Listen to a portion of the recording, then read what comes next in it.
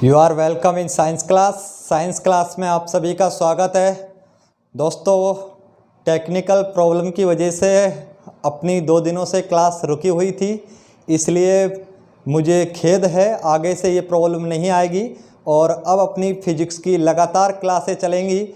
और आज हम फिज़िक्स का 5वां जो लेसन है, 5वीं क्लास है, उसको लेके आ रहे हैं। और 5वीं क्लास के बारे में हम जो पढ़ेंगे उसके बारे में देखो दोस्तों।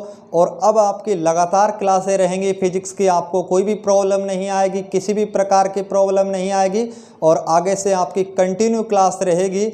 और जो भी बच्चा यानी कमेंट बॉक्स में जो भी अपनी समस्या है, अपने कमेंट बॉक्स जो यूट्यूब है उसके कमेंट बॉक्स में अपने कमेंट बॉक्स में यानी अपना कमेंट दे सकता है। और अपना जो चैनल है DK उलानिया साइंस अड्डे को ज़्यादा से ज़्यादा सब्सक्राइब करना है, शेयर करना है और लाइक करना है, और बेल आइकन के बटन को दबाना नहीं भूलना है। तो दोस्तों आइए, अब हम 5वीं क्लास के बारे में बात करेंगे। फिज़िक्स की जो अपनी 5वीं क्लास है उसके बारे में देखते हैं दोस्तों। वो क्लास होगी हमारी वृत्तीय गति। कौन सी होगी दोस्तों? वृत्तीय गति होगी। अब इसे इंग्लिश में बोला जाता है दोस्तों सर्कुलर मोशन। क्या बोला जाएगा दोस्तों? सर्कुलर मोशन बोला जाता है। इसे इंग्लिश में क्या बोला जाएगा?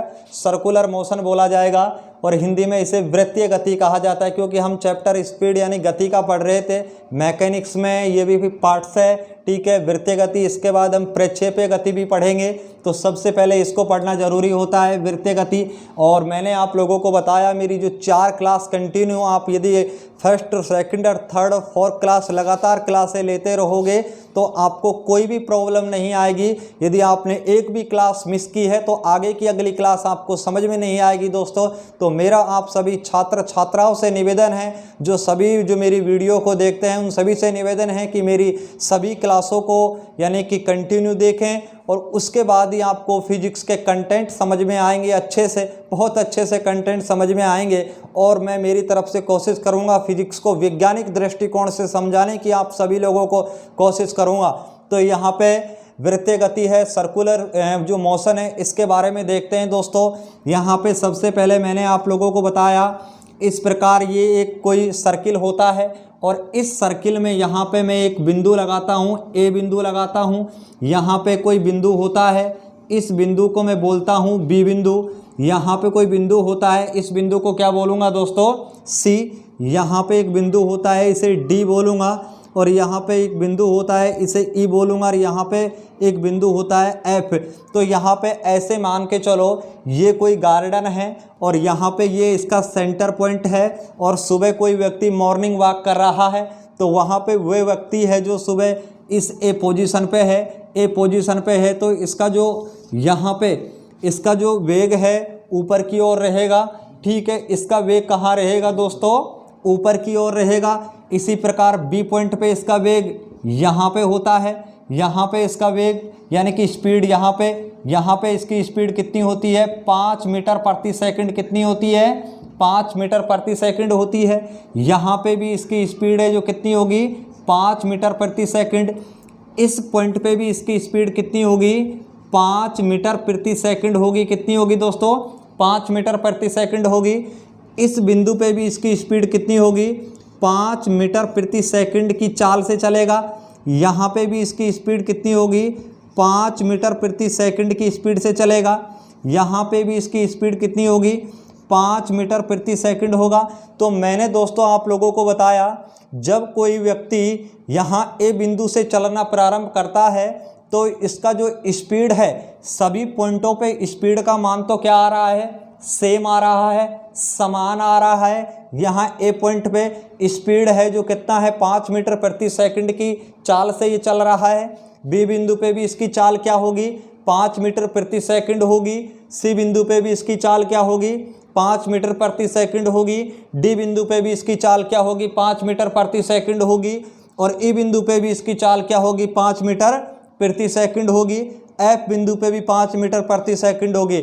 अब यहाँ तो ये क्या है? इसका स्पीड की बात कर लिया। अब कहीं कहीं उसका वेलोसिटी भी होगी।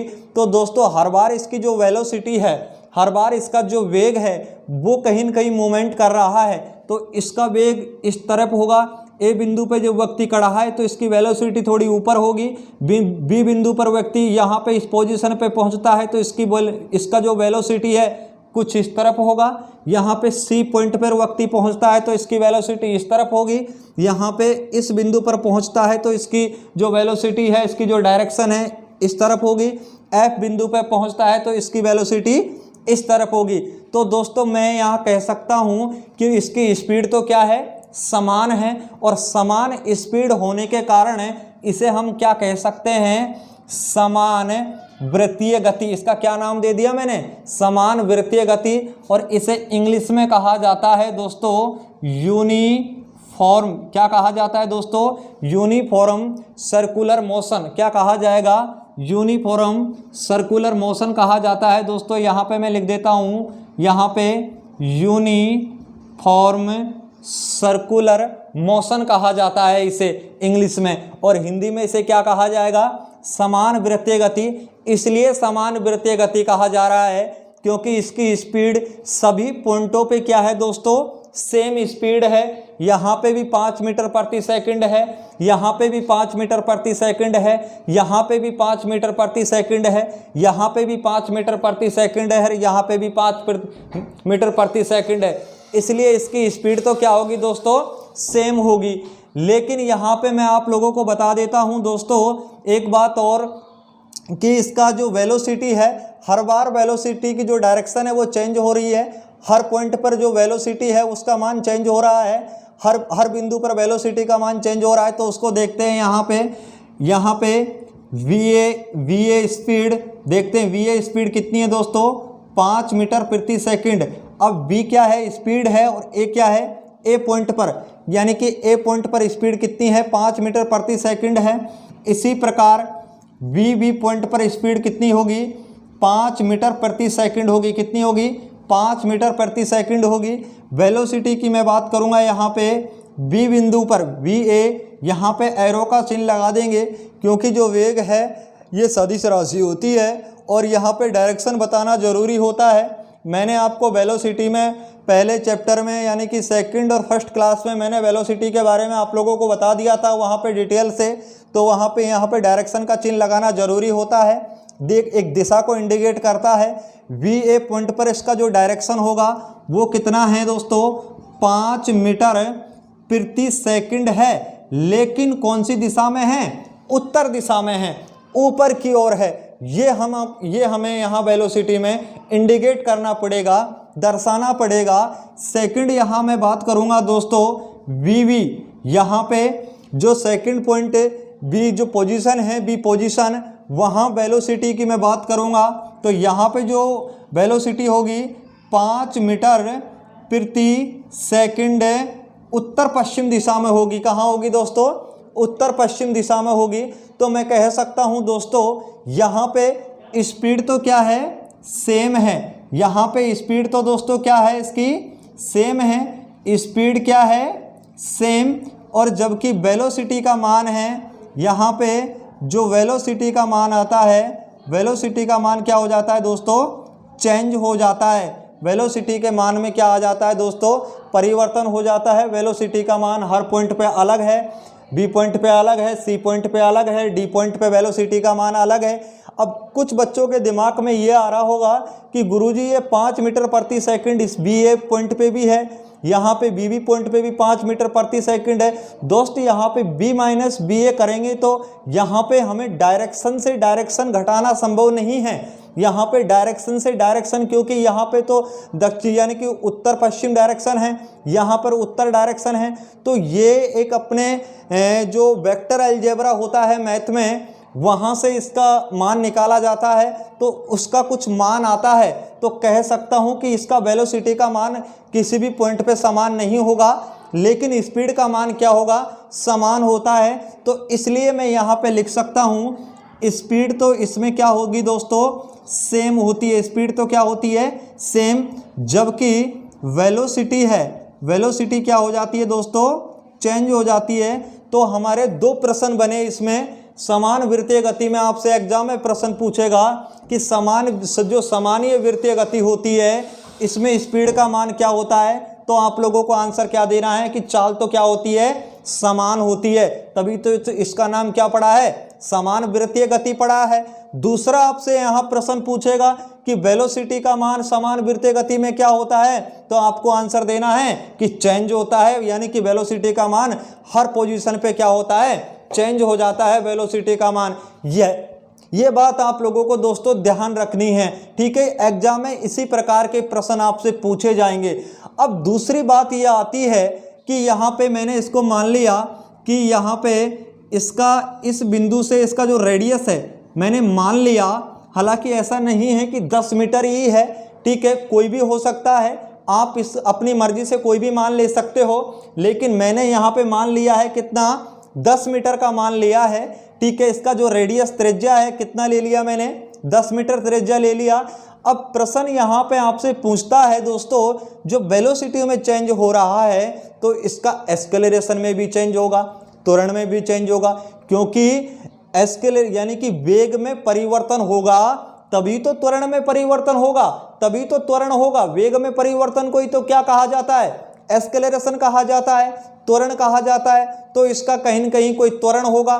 तो दोस्तों यहाँ आपसे सीधा सीधा आपको एक फॉर्मूला बताऊंगा मैं आपको, यहाँ पे एक्सेलरेशन का एक फॉर्मूला है समान वृत्तीय गति में निकालने का, ये v²/r, यहाँ पे ये फॉर्मूला है दोस्तों, ये थोड़ा क्या है, कॉम्प्लिकेटेड है। आप हाई एजुकेशन की जो यानी पढ़ाई करोगे, पीजी वगैरह करोगे, ठीक है, यूजी पीजी करोगे, तब जाके आपको पता चलेगा कि ये फॉर्मूला कहाँ से निकल के आता है। लेकिन हम कंपटीशन पढ़ रहे हैं और कंपटीशन में हमें डायरेक्ट फॉर्मूलों में वैल्यू पुट करना है और मान को निकालना है।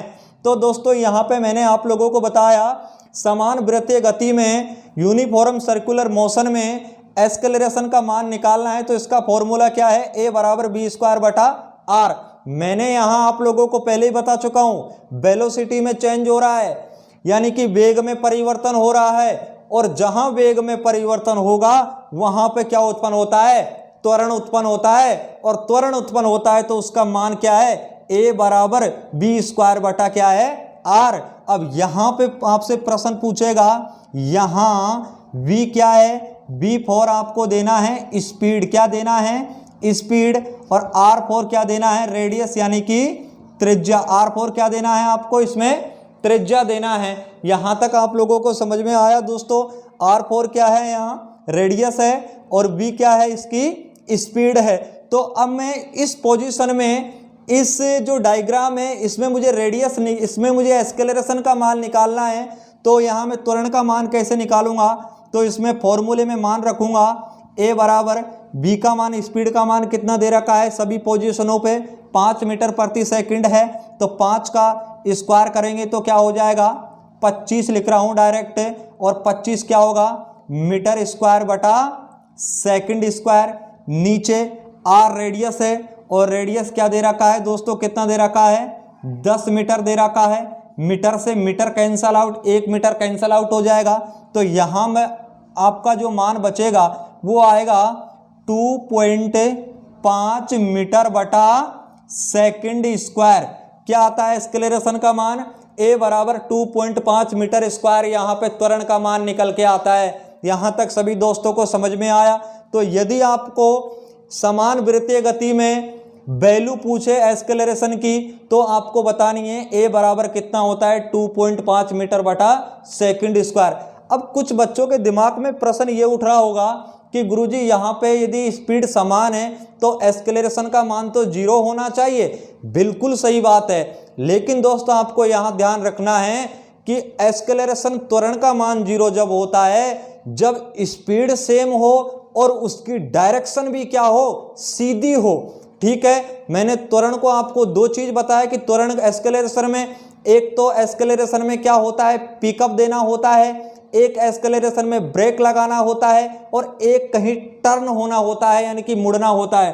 तो यहाँ पे क्या हो रही हैं चीजें, यहाँ पे वैल्यू यानी स्पीड है और जो वेग है वो क्या हो रहा है, टर्न हो रहा है। हर बार व्यक्ति क्या हो रहा है, यहाँ पे हर पोजीशन पे टर्न हो रहा है, और टर्न हो रहा है तो यहाँ पे एक्सेलरेशन का मान बढ़ेगा त्वरण का मान बनता है, और त्वरण का मान बनता है तो a बराबर बी स्क्वायर बटा आर इसका फॉर्मूला है। और इस फॉर्मूले से हम कोई भी आपको कैसा भी आपको यानी कि न्यूमेरिकल प्रश्न दे तो आपको उसको हल निकालना है। जैसे इसकी रेडियस 10 मीटर है और स्पीड का मान 5 मीटर प्रति सेकंड दे रखा है, तो मैंने यहाँ पे मान निकाला 2.5 मीटर प्रति सेकंड स्क्वायर निकल के आया। कितना निकल के आया? 2.5 मीटर सेकंड स्क्वायर निकल के आया। अब ये इसकी यूनिट होती है मीटर सेकंड स्क्वायर एक्सेलरेशन की, इसलिए ये मैंने आप लिखो यहाँ पे। अब ए बराबर मैं लिख सकता हूँ 2.5 मीटर बटा सेकंड स्क्वायर। यहाँ तक बात समझ में आया। दूसरा प्रश्न ये उठता है कि गुरुजी यहाँ पे यानी कि चेंज ऑफ स्पीड यानी कि स्पीड में कितना चेंज हुआ है। तो दोस्तों स्पीड में तो कोई चेंज नहीं है, ये तो क्या है? जीरो है। मैंने डेल्टा वी होता है चेंज ऑफ स्पीड, यानी कि स्पीड में कितना चेंज हुआ है, तो ये तो जीरो के बराबर है। और जीरो के बराबर होगा तो इसका मतलब ये हुआ कि स्पीड में कोई चेंजेज नहीं हुआ। दूसरा, किसी बच्चे के दिमाग में अभी दोस्तों क्या है, ये रिकॉर्डेड क्लास है, ऑनलाइन क्लास होगी, तब आपके कमेंट बॉक्स में यदि आप कमेंट करोगे तो आपको जो यानी कि आपकी जो क्वेरी होती है, मैं यहाँ पे हाथों हाथ आपके जो क्रॉस क्वेश्चन है उनका भी जवाब दे रहा हूँ। आपके कंसेप्ट बिल्कुल क्लियर होने चाहिए। मेरा मतलब यह है साइंस आपको अच्छे से सिखाना होता है, फिजिक्स को आपको अच्छे से सिखाना है, मेरा मतलब यह है, ठीक है। और यदि यहाँ पे चेंज ऑफ वेलोसिटी की बात करेगा तो ये कभी भी जीरो नहीं होगा, क्योंकि वेलोसिटी तो हर पोजीशन पे क्या हो रही है दोस्तों? चेंज हो रही है। वेलोसिटी का मान तो हर पोजीशन पे क्या हो रहा है? वेग का मान तो हर पोजीशन पे चेंज हो रहा है, लेकिन स्पीड का मान क्या है? समान है। इसलिए क्या है? डेल्टा वी बराबर जीरो, यानी कि चेंज ऑफ स्पीड यानी कि जीरो है, यानी कि इसके मान में कोई परिवर्तन नहीं है स्पीड के, लेकिन वेलोसिटी के मान में परिवर्तन है। और वेलोसिटी के मान में परिवर्तन है तभी तो क्या निकल के आ रहा है? एक्सेलरेशन निकल के आ रहा है। और एक्सेलरेशन का हम मान निकाल सकते हैं, जो फॉर्मूला क्या है? a बराबर बी स्क्वायर बटा आर, और यहाँ पे रेडियस b स्पीड दे रखा है, r यहाँ पे रेडियस है, a एक्सेलरेशन है, यहाँ पे रेडियस यानी कि स्पीड 5 मीटर प्रति सेकंड, तो 5 का स्क्वायर करेंगे 25 हो जाएगा, और यहाँ पे मीटर स्क्वायर सेकंड स्क्वायर, और नीचे इसका रेडियस कितना मैंने माना है। अब ऐसा कुछ नहीं है कि आप इसमें कुछ भी मान सकते हो, तो मैंने क्या मान लिया? 10 मीटर, तो मीटर यहाँ 2 मीटर है, यहाँ एक कैंसल आउट हो गया, तो यहाँ पे 2.5 मीटर बटा सेकंड स्क्वायर, ये क्या बचा? आपका त्वरण बचा दोस्तों। तो ये तो निकालने की बात होती है त्वरण की। अब आपसे प्रश्न एग्जाम में और कैसे पूछ सकता है? एग्जाम में प्रश्न आपसे पूछेगा, देखो वहाँ जो प्रश्न पूछने का तरीका क्या है इसका, कि समान वृत्तीय गति में निम्न में से कौन सा कथन सत्य है? तो दोस्तों 4 ऑप्शन मिलेंगे आपको। फर्स्ट ऑप्शन मिलेगा त्वरण शून्य, सेकंड ऑप्शन त्वरण में परिवर्तन, थर्ड ऑप्शन त्वरण निश्चित कांस्टेंट, और चौथा आपको मिलेगा नन ऑफ दीज, यानी कि इनमें से कोई नहीं। अक्सर 80% बच्चे करके आएंगे ये शून्य, जो क्या है? गलत है। 10% बच्चे करके आएंगे निश्चित, वो भी क्या है? गलत है।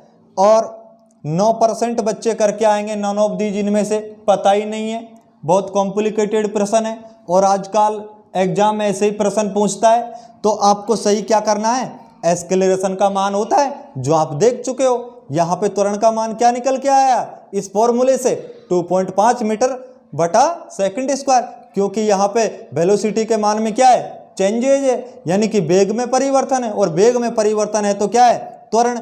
अब त्वरण शून्य तब होता जब स्पीड भी सेम होती और डायरेक्शन भी क्या होती? सीधी होती। तब मैं कह सकता था कि त्वरण क्या है? यानी कि शून्य। लेकिन समान वृत्तीय गति में मैं इस बात को नहीं बोल सकता कि त्वरण का मान क्या है दोस्तों, शून्य। तो मैं इसको कह सकता हूं त्वरण क्या होगा, त्वरण में परिवर्तन होगा, त्वरण का कोई न कोई क्या होगा, मान होगा। यहां तक जो मैंने आप लोगों को पढ़ाया वो आपको समझ में आ गया होगा दोस्तों अच्छे से। ठीक है, तो आप एक बार देख लो, नोट कर लो इसको अच्छे से। मैं आपके लिए आपको थोड़ा सा समय देता हूं, उसके बाद फिर आगे चलेंगे। वैसे मैं इसकी पीडीएफ भी डालूंगा आपको लगातार, यानी कि मेरे व्हाट्सएप ग्रुप वगैरह बना रखे हैं। ठीक है, वहाँ पे आप उसमें जुड़ सकते हो और कमेंट बॉक्स में आप जो भी प्रश्न यानी आपको जो डाउट लगते हैं यूट्यूब के, तो आप दे सकते हो दोस्तों। तो एक बार आप इसको नोट करो, करना चाहते हो, यदि आप खुद अपने नोट्स बनाना चाहते हो तो आप बना सकते हो, कोई दिक्कत नहीं है। तो दोस्तों अब आगे चलते हैं, हम आगे चलेंगे दोस्तों, आगे चलेंगे। अब यहाँ पे नेक्स्ट अब आपसे प्रश्न पूछेगा, त्वरण की दिशा के बारे में पूछेगा कि त्वरण की दिशा कौन कौन सी होती है, कौन कौन सी दिशा में त्वरण बन सकता है समान। अब उसके बारे में हम देखेंगे दोस्तों। तो दोस्तों मैं आपको इसके बारे में बता देता हूँ। त्वरण की दिशा नेक्स्ट है त्वरण की, अब इसको पूरे को रब कर देता हूँ एक बार, यहाँ पे आपको समझ में आ गया होगा ये। तो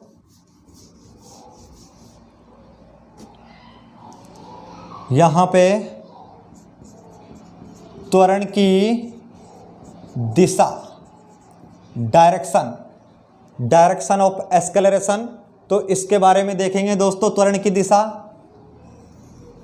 इस प्रकार, मैंने कोई सर्किल बनाया, यहाँ पे ये कोई सर्किल बना और इस सर्किल पे मैंने एक पॉइंट ए पॉइंट यहाँ ले लिया और ए पॉइंट लिया मैंने यहाँ पे मैंने बी पॉइंट लिया, यहाँ पे मैंने सी पॉइंट लिया, यहाँ पे मैंने डी पॉइंट लिया, यहाँ पे मैंने ई पॉइंट लिया, यहाँ पे मैंने एफ पॉइंट लिया, यहाँ पे मैंने G, A B C D E F G, यानी कि ये पॉइंट ले लिए मैंने।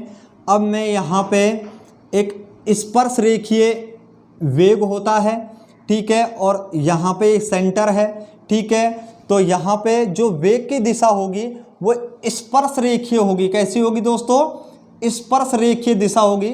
मैं त्वरण की यहाँ डायरेक्शन की बात करूँगा और यहाँ पे जो त्वरण होगा वो होगा, यहाँ पे त्वरण होगा सेंटर की तरफ, केंद्र की तरफ त्वरण होगा और वेग होगा वो कहाँ होगा दोस्तों, स्पर्श रेखा, यानी कि वेग कहाँ होगा, स्पर्श रेखा की तरफ होगा। ठीक है, वो वेग कहाँ है, स्पर्श रेखा की तरफ, यानी कि स्पर्श रेखीय गति करता हुआ अपनी डायरेक्शन में जाएगा। बी बिंदु पे भी वो स्पर्श रेखीय यानी कि स्पर्श करता हुआ इस डायरेक्शन में वेग जाएगा और इस डायरेक्शन में वेग जाएगा तो यहाँ पे इसका भी एक्सेलरेशन इस प्रकार बनेगा केंद्र की ओर। इस पोजीशन में भी वेग कहाँ जाएगा, यानी कि इस डायरेक्शन में जाएगा स्पर्श रेखीय रूप में। यहाँ भी एक्सेलरेशन इसका इस प्रकार बनेगा। इस डायरेक्शन में भी इसका जो वेग है जो इस प्रकार जाएगा स्पर्श रेखीय, और यहाँ पे भी इसका जो यानी कि सेंटर की तरफ एक्सेलरेशन होगा। यहाँ पे इस बिंदु पे भी स्पर्श रेखीय रूप में यानी कि वेग है जो आगे बढ़ेगा। यहाँ पे भी जो एक्सेलरेशन है जो कहाँ होगा, सेंटर की तरफ। यहाँ पे भी स्पर्श रेखीय रूप में वेग जो आगे बढ़ेगा। यहाँ पे भी जो एक्सेलरेशन है वो कहाँ होगा, सेंटर की तरफ होगा। इस बिंदु पे भी जो वेग है, वेलोसिटी है, वो स्पर्श रेखीय गति करती है, टेंजेंट गति करती है। और यहाँ पे भी जो एक्सेलरेशन होगा वो कहाँ होगा दोस्तों, सेंटर की तरफ होगा। तो इसमें आपको तीन चीज़ आपको समझ में आ रही होंगी दोस्तों। समान वृत्तीय गति है, समान वृत्तीय गति में त्वरण की दिशा की बात कर रहा हूँ मैं। तो फर्स्ट यहाँ पे जो फर्स्ट बात होगी वो तो ये होगी कि जो वेग होगा वो स्पर्श रेखीय दिशा में होगा। तो यहाँ फर्स्ट बात वेग स्पर्श रेखीय गति में चलता है। सेकंड बात है त्वरण केंद्र की ओर केंद्र की ओर होता है। और तीसरी बात आती है दोस्तों इसमें, जो यहाँ पे वेग और एक्सेलरेशन है, इनके मध्य एक कोण बनता है वो 90 डिग्री का। यहाँ पे भी एक कोण बना, वो कितने डिग्री का बना, 90 डिग्री का। यहाँ पे भी एक एंगल बनता है, वो भी कितने डिग्री का, 90 डिग्री का। यहाँ पे भी एक एंगल बनता है, वो कितने डिग्री का, 90 डिग्री का। यहाँ पे भी कितने डिग्री का, 90 डिग्री का एंगल। यहाँ पे भी कितने डिग्री का एंगल बनेगा, 90 डिग्री का एंगल बनेगा। यहाँ पे भी कितने डिग्री का एंगल बनेगा, 90 डिग्री का एंगल बनता है दोस्तों। तो दोस्तों यहाँ मुख्य, तो यहाँ पे वेग तथा त्वरण के मध्य 90 डिग्री का कोण बनता है। तो दोस्तों ये बात आपको ध्यान रखनी है। तो यहाँ पे फर्स्ट जो कंडीशन है, इसमें वेग स्पर्श रेखीय गति में चलता है। सेकंड बात है त्वरण केंद्र की ओर होता है। तीसरी बात है वेग तथा त्वरण के मध्य 90 डिग्री का क्या बनता है, कोण बनता है। तो दोस्तों यहाँ पे सदैव स्पर्श रेखीय गति में त्वरण की दिशा कहाँ होगी, केंद्र की तरफ होगी। स्पर्श रेखीय गति में त्वरण की दिशा कहाँ होगी, केंद्र की तरफ होगी। स्पर्श रेखीय गति जो आपका क्या समान वृत्तीय जो गति है, जो समान यानी कि यूनिफॉर्म सर्कुलर में जो मोशन है, उसमें क्या होगा दोस्तों, एक्सेलरेशन की जो दिशा है, त्वरण की दिशा है, जो कहाँ होगी, केंद्र की तरफ होगी। और दोस्तों हर पॉइंट पे यहाँ पे जो त्वरण की दिशा कहाँ है, केंद्र की दिशा। और इसमें तीन बातें हैं, वेग स्पर्श रेखीय रूप में यानी कि गति करता है, और त्वरण है जो केंद्र की ओर गति करेगा। और तीसरी बात आपको यहाँ वेग और त्वरण के मध्य कितने डिग्री का एंगल बनता है, 90 डिग्री का एंगल बनता है। ये आपको तीन बात इसमें आपको मुख्य ध्यान रखनी है। यहाँ तक समझ में आया। ये कंडीशन अप्लाई होगी समान वृत्तीय गति के लिए, कंडीशन अप्लाई होगी। आपसे सीधा सीधा एग्जाम में प्रश्न पूछेगा कि समान इस यानी कि समान वृत्तीय गति में त्वरण की दिशा किस दिशा में होगी, तो आपको आंसर क्या देना है, केंद्र की ओर। आपसे प्रश्न पूछेगा समान वृत्तीय गति में वेग की दिशा कहाँ होगी, स्पर्श रेखीय रूप में गति करता है वेग, कहाँ, स्पर्श रेखीय। आपसे प्रश्न पूछेगा कि समान वृत्तीय गति में त्वरण और वेग के मध्य कितने डिग्री का कोण बनता है, तो आपको आंसर क्या देना है, 90 डिग्री का कोण बनता है। तो दोस्तों इस प्रकार आपसे प्रश्न पूछेगा, जो आपको ध्यान रखने हैं। आगे और भी प्रश्न आपसे पूछेगा दोस्तों, और दूसरी कंडीशन में पूछ ले। जैसे मैं इसको रब करता हूं दोस्तों, यहाँ पे मैंने आपको इसको बता दिया था। यहाँ पे इसकी फर्स्ट जो कंडीशन है, सेकंड कंडीशन क्या होगी वो देखते हैं दोस्तों। सेकंड कंडीशन होगी यदि वेग की दिशा और त्वरण की दिशा एक ही ओर हो, यानी कि 0 डिग्री एंगल पे रखे हों और दोनों एक ही ओर हो, तो दोस्तों यहाँ पे क्या होता है, यहाँ पे आपसे जो प्रश्न पूछेगा जो ये है, यानी कि इसका जो टर्न है घूमना, यानी घूमेगा नहीं ये। और स्पीड का जो मान है, स्पीड का मान है वो क्या हो जाएगा दोस्तों, इसमें बढ़ जाता है। क्या हो जाता है, बढ़ जाता है। ठीक है दोस्तों। सेकंड में यहाँ पे ये तो सेकंड बात हुई। तीसरी बात मैं कर रहा था दोस्तों, यहाँ पे मैंने आप लोगों को बताया यदि एक्सेलरेशन पीछे की ओर लग रहा है, त्वरण पीछे की ओर लग रहा है और वेग कहाँ है, आगे की ओर, यानी कि 180 डिग्री पे रखा हुआ है, तो मैं कह सकता हूँ ये क्या है, ये भी टर्न नहीं हो रहा और स्पीड का मान क्या हो जाता है, इसमें कम हो जाता है। क्या हो जाता है, कम हो जाता है। और पहली कंडीशन मैंने आप लोगों को बताई थी कि यहाँ पे यदि वेग और त्वरण, यानी कि ये तो क्या है, वेग है और ये क्या है, त्वरण, एक दूसरे के 90 डिग्री पे हैं, तो यहाँ पे जो टर्न होगा, टर्न, और यहाँ पे मैं क्या लिखूँगा, स्पीड, तो यहाँ पे ये तो टर्न तो क्या हो जाएगा, घूमती है, इसमें समान वृत्तीय गति का उदाहरण है, और स्पीड क्या होती है, इसमें समान होती है। क्या होती है, समान। तो दोस्तों आपको तीन प्रश्न यहाँ बनते हैं बहुत अच्छे। तो यहाँ पे त्वरण की दिशा में यदि ये एक दूसरे के लंबवत है, 90 डिग्री पे है, तो दोस्तों यहाँ पे ये टर्न यानी घूमता है। ठीक है, जो घूमता है तो स्पीड क्या होगी, इसकी समान होगी। सेकंड यानी कि 0 डिग्री पे है, तो यहाँ पे टर्न नहीं होगा, स्पीड का मान क्या हो जाता है, बढ़ जाता है। और यदि ये 180 डिग्री पे है एक दूसरे के, यानी कि जैसे मान लो फॉर एग्जांपल यदि ये कोई साइकिल है और साइकिल में मैंने पीछे से धक्का दे दिया तो उसकी स्पीड क्या हो जाती है, बढ़ जाती है। तो यहाँ स्पीड बढ़ जाएगी। यहाँ पे 180 डिग्री पे यानी कि ब्रेक लगा दिए, यानी कि कोई साइकिल है उसको कैरियर को पीछे से कोई खींच रहा है, 180 डिग्री पे है तो वो टर्न नहीं हो रहा, लेकिन उसका स्पीड है उसका मान क्या हो जाएगा, कम हो जाएगा। तो दोस्तों ये कंडीशन आप लोगों को क्या रखनी है, ध्यान रखनी है। उसके बाद हम आगे देखते हैं दोस्तों। आगे यहाँ पे ये आपको समझ में आ गया होगा ये कंडीशन। आगे दोस्तों आज की क्लास हम कल करेंगे और आज की क्लास इतनी ही और इससे आगे कुछ और जो न्यूमेरिकल प्रश्न बनते हैं उनके बारे में मैं आपको बताऊंगा। और मेरा जो DK उलानिया साइंस अड्डा यूट्यूब चैनल है इसको आपको सब्सक्राइब करना है, लाइक करना है, शेयर करना है और बेल आइकन के बटन को ज़्यादा से ज़्यादा दबाना है। और कोई भी समस्या आती है तो अपने यूट्यूब जो चैनल है उसके कमेंट बॉक्स में आपको कमेंट करना है और लगातार यानी कि जो मैं वीडियो देता रहूँगा आप लोगों को। और आपका प्यार मेरे ऊपर इस प्रकार बना रहे। Okay, goodbye, bye bye.